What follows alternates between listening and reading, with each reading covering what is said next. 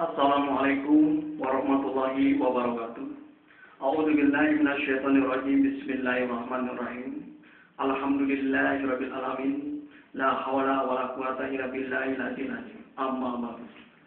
Saudara-saudari yang Allah muliakan, di dalam pertemuan ini tentu akan terus-menerus kita menyambungkan dari pertemuan-pertemuan yang sudah kita lewati. Pertemuan yang sudah kita lewati adalah kita membahas tentang pikiran manusia. Lalu sekarang kita membahas tentang pekerti. Apa itu pekerti? Marilah kita menyimak di sini. Saudara-saudari yang Allah muliakan, banyak orang mengatakan hati nurani. Di sini kita mengetahui apa hati nurani itu. Marilah kita menelitinya di sini. Alkisah mengatakan, ketika seseorang mau melakukan sesuatu, lalu sesuatu itu akan membuat orang lain rugi, akan membuat orang lain sakit. Orang yang memiliki hati nurani itu, tentu dia akan melihat, akan mengetahui, akan mengerti. Ketika dia yang akan lakukan kepada orang lain itu, misalkan mau maling, mau korupsi, mau merampok dan sebagainya. Ketika seorang maling memiliki hati nurani, nah ini menarik. Ketika seorang maling memiliki hati nurani, ketika dia mau melakukan sesuatu, pekerjaan malingnya kepada orang lain, dia itu dapat mengerti. Ketika dia akan melakukan pekerjaan itu yang disebut maling, dia itu dapat mengerti. Wah, kalau saya melakukan itu, berarti orang itu rugi karena saya. Wah, kalau saya berbuat demikian, berarti orang itu sakit karena saya. Itulah apa yang dia lihat. Berarti pekerti. Itulah pekerti. Yang disebut hati nurani itu adalah pekertilah yang lain. Kata nuran berarti cahaya. Berarti cahaya yang ada di dalam diri manusia itu. Cahaya hati. Itulah yang disebut hati nurani.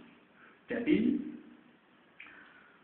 orang itu dapat melihat, dapat mengerti mana yang benar dan mana yang salah.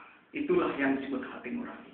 Sebenarnya itu adalah pekerti yang dapat melihat mana yang benar dan mana yang salah.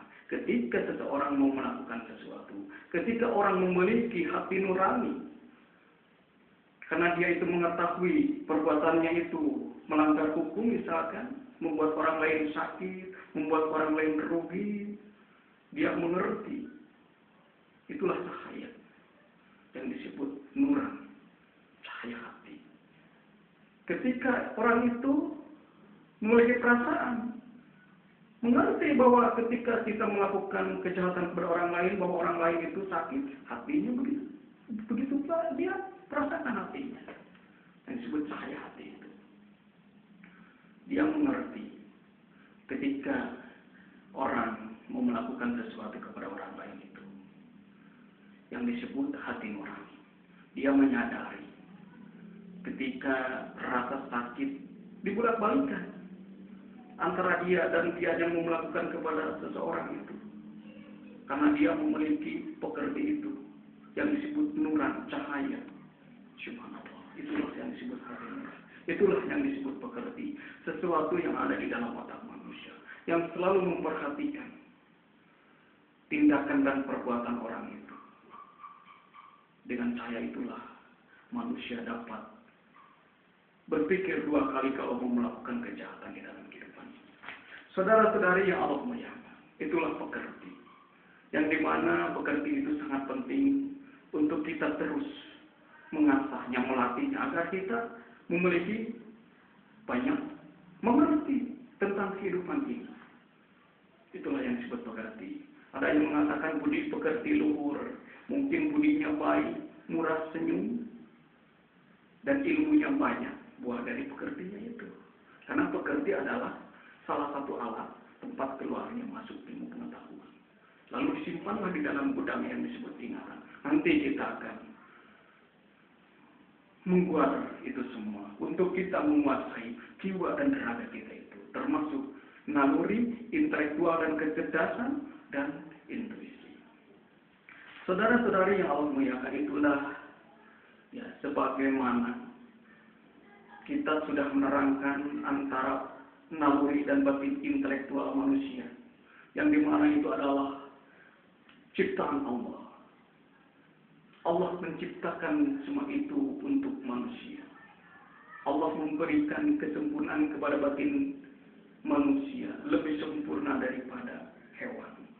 Saudara-saudari yang Allah muliakan, sebagaimana di dalam surah Fussilat yang telah kita lewati, sanurihim ayatina fil afaqi wa fi anfusihim hatta yatabayyana lahum annahu al-haq. Dan kami akan memperlihatkan tanda-tanda kebesaran kami di segenap penjuru dan pada diri mereka sendiri, agar mereka tahu bahwa Al-Quran itu adalah benar. Itulah. Jadi setelah kita meneliti apa yang ada di dalam diri kita untuk mengetahui bahwa diri kita adalah tanda-tanda kebesaran Allah yang harus kita syukuri, yang harus kita nikmati. Jangan sampai kita kufur nikmat kepada Allah, kepada Tuhan kita yang telah menciptakan kita dalam bentuk yang baik ini, lahir maupun batin. Subhanallah.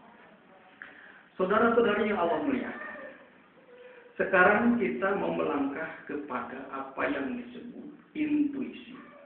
Nah, ini sangat menarik, karena intuisi adalah daya yang luar biasa. Menurut para ahli, intuisi adalah kepandaian, kecerdasan luar biasa, kecerdasan di atas rata-rata. Lalu kepada siapakah intuisi itu menjelma? Bagaimana prosesnya? Tetaplah bersama kami. Di sini jeda dulu sebentar. Assalamualaikum warahmatullahi wabarakatuh.